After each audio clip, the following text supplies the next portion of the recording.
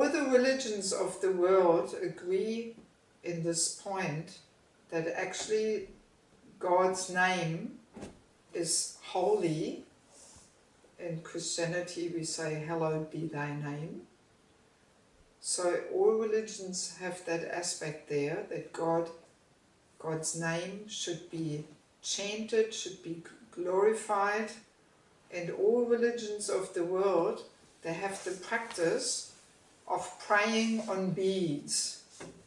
You know, in Christianity we find the rosary, and even Buddhists, Muslims, Hindus, everybody has beads. And that practice used to be very common, that people actually pray on these beads and they chant God's name to glorify Him. So, but unfortunately, in all religions, this practice is becoming more and more lost and forgotten. So therefore, Lord Chaitanya Mahaprabhu appeared a little bit more than 500 years ago to reintroduce this practice of chanting the holy name on beads. So, and we Hare Krishnas, we also do this practice.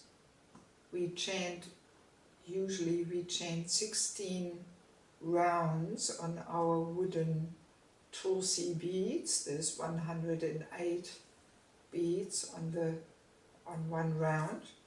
And this takes about 2.5 hours or something. And it is a form of meditation. It is actually mantra meditation. So mantra, man means the mind, tra is to free. So a mantra is, you know, a certain prayer which helps to free and control and liberate the mind. So in this Hare Krishna mantra, Hare Krishna, Krishna Krishna, Hare Hare, Hare Rama, Rama Rama, Hare Hare. This is called the Maha mantra. It is, Maha means greatest, so it is the greatest mantra. It has most amazing powers and potencies and energies there.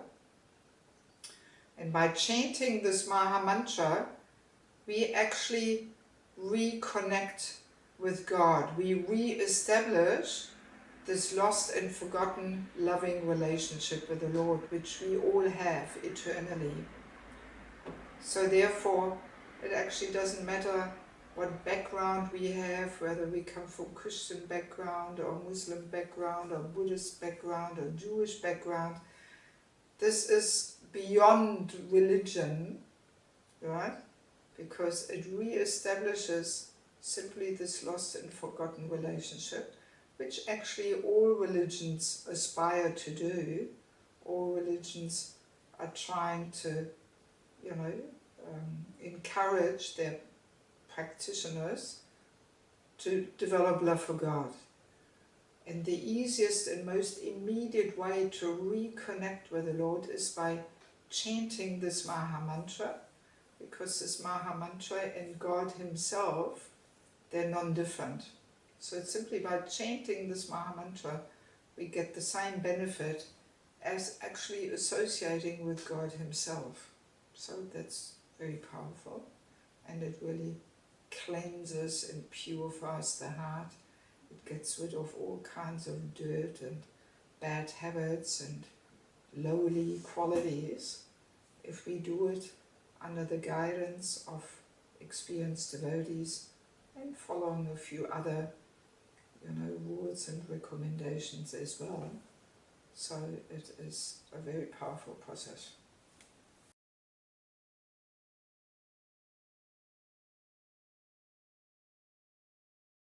So the question is, what is the meaning of a holy name retreat? So the word retreat actually means that we go in seclusion. The modern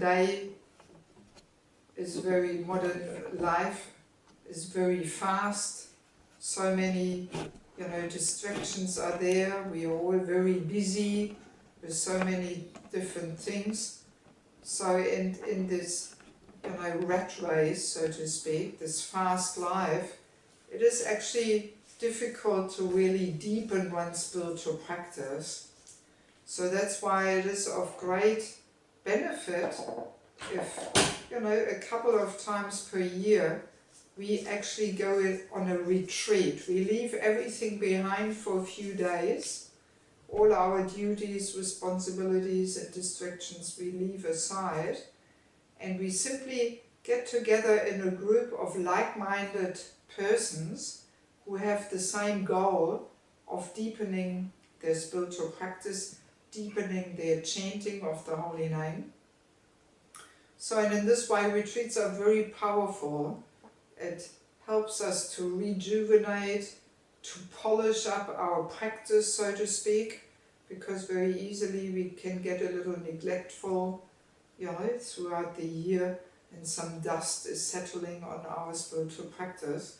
But then by going on a retreat, going in seclusion, we recharge our batteries, we get new insights, we make new discoveries in regards to our chanting in Japa, on the beads, as well as in Kirtan, singing together. So both practices are very important, very powerful, and in these retreats we can actually make new discoveries.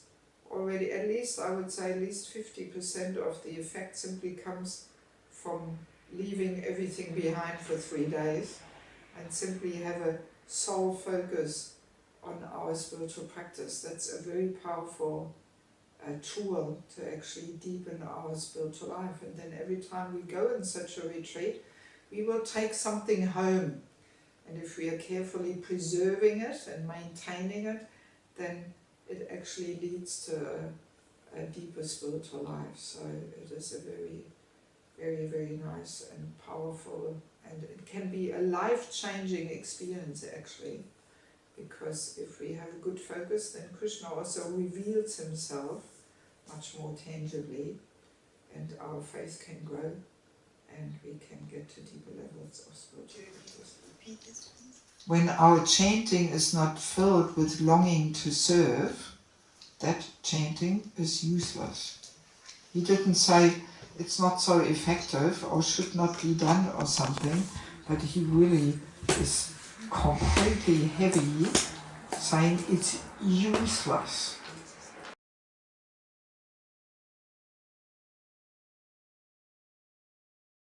So Prabhupada gave us a very simple little analogy. He said when we chant in Japa, we should cry out to Krishna, please, my dear Lord, accept me. Please allow me to serve you. We should actually cry like a helpless child is crying in desperation for his mother. That should be the mood. So in Japa, we are more individually, we are establishing this connection by mindfully turning towards Krishna when we chant this Maha Mantra, mindfully turn towards him.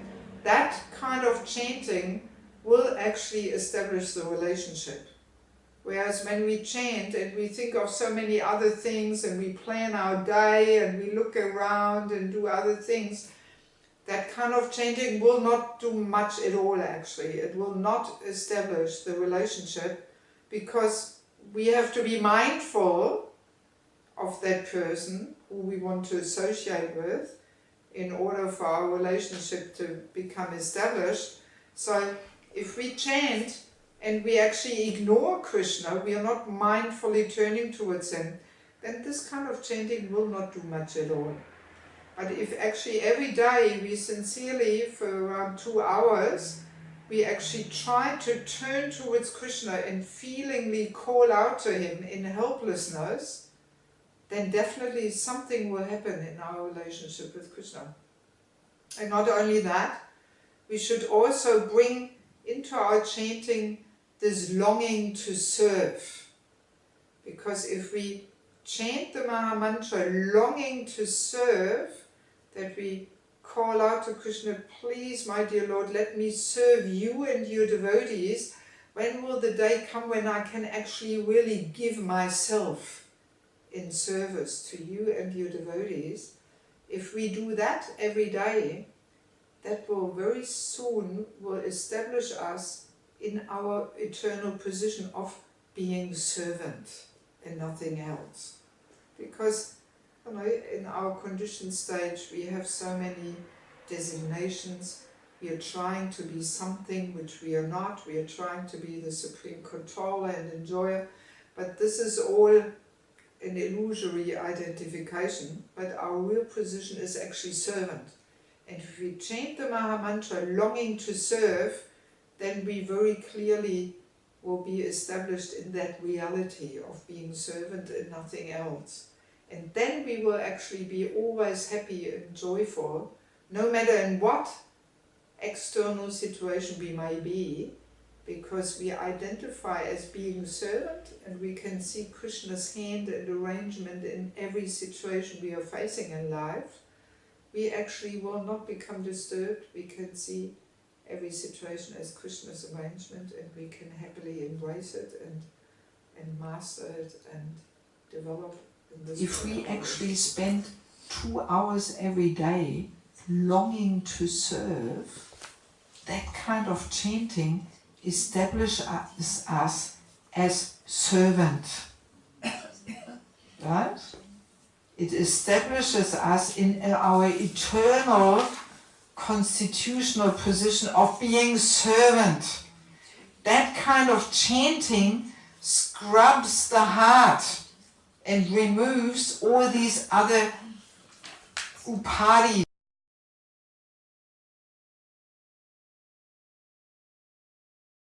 We have the 2 practices, chanting in Japa, the Maha Mantra, on our beads, and chanting in Kirtan, singing with instruments, melody. So basically, in Japa, we are more individually establishing this relationship. It is actually more hard work, this Japa chanting. Whereas in Kirtan, so many other elements come in which can easily distract us from our focus on the Lord, like the rhythm, the melody, the instruments, the audience. There are all additional elements there which come in, which are not there in Japa. So in that way we can understand our Kirtan will increase in spiritual strength, in power, if it is based on good and deep Japa. There is actually not much potency in Kirtan, especially for that person who leads the Kirtan, if his Kirtan leading is not based on regular and solid chanting on Japa, sadhana as we say. And good Japa is based on hearing regularly from Srimad Bhagavatam mainly, Bhagavad Gita, Srimad Bhagavatam, nectar of devotion. So the regular hearing will help us to deepen our Japa, because that will give us the Sambandha Gyan, that will give us the understanding, who am I, who is the Lord, what is this whole material world all about. So if this knowledge sinks deeply into our heart, we will definitely mindfully turn towards Krishna to call out to him in Japa. And once we have established more tangibly our relationship in Japa, then our kirtans will also be full of spiritual potency. And all the external elements which come in more, like the melody and instruments and all that, they will not distract us. They will simply help us to connect with Krishna. So that is basically the difference between Japa and Kirtan. So Kirtan without hearing Bhagavatam regularly and without chanting regularly Japa, it will not have so much potency. It might be nice, pleasant music, but it will not have that spiritual power. So that's how they are all related. And of course Kirtan, also one difference is that Japa only benefits ourselves really, but Kirtan, by singing loudly, we benefit every living entity, even the trees, the plants, other persons who might hear it. If it is full of spiritual strength, it actually will give them some little benefit like that. So in that way, in one sense they are the same. It's both chanting the holy name, but there's different elements and flavors there, and also different benefits. That kirtan, that sound vibration, actually purifies the whole atmosphere. That's why we go on Harinam, we go through the cities and busy places, and we simply chant the holy name, and that has such a powerful purifying effect on people, even though they might not realize, they might not know, but the soul will gradually come to life just by hearing kirtan. And often people show some interest, we offer them a book, we give them some little sweets, some prasadam, and that is often the beginning of people's spiritual practice and of their way back home. In Mayapur with Prabhupada, and in the temple room, we call it Wampa Stompa Kirtan was going on, Hare Krishna, Hare Krishna, Krishna Krishna, Hare Hare, really, hoo-hoo, So, and then after some time it came to an end, the Kirtan. And you know what Prabhupada said? Prabhupada turned to Yadubha Prabhu and said, "Good, he has finished."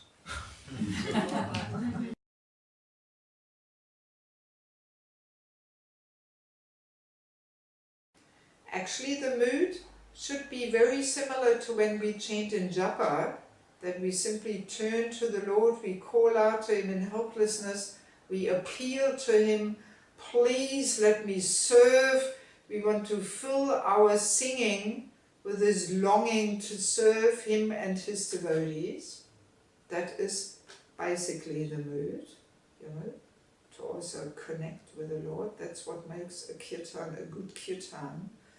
If everybody in the audience really has this focus of trying to connect with Krishna. So, and of course in kirtan there's also so many different melodies. Actually we can say kirtan is like the perfect and sublime love song, right? Even in material life it is a well-known fact that song can be a good media to express emotion. All the love songs, the radio is full of them. I love you, you love me, I cannot live without you, and so on. So this is all like the perverted reflection of the perfect and sublime love song, which is kirtan. So, and there's of course different melodies and tunes, and they all actually carry a certain mood, a certain emotion, a certain flavor, which we are expressing towards the Lord. So it is actually a very, very deep process that we can, develop our favorite tunes, which help us to develop this crying out mood in the heart. Or then there's very hopeful tunes, or very sunny and blissful tunes, and very joyful and victorious tunes. So it can simply, in this way, it helps us to deepen our relationship with the Lord by joining kirtans, especially when they are sung by pure devotees. Very, very powerful, because when a pure devotee chants and sings, actually his love, his pure consciousness comes out of his mouth and travels on the sound vibration. And it affects every person around who is there hearing it. It is a very mysterious thing. So consciousness is flooding the whole body, it is emanating from every pore of the skin, and it is coming out through our mouth on the sound vibration, speaking or singing. And if we join kirtans sung by pure devotees, has a very powerful and very purifying effect, because we are catching some few drops of what love and devotion that person carries in his heart, who leads it, if we are eager and receptive, we can catch some of that pure consciousness and it will affect our heart and purify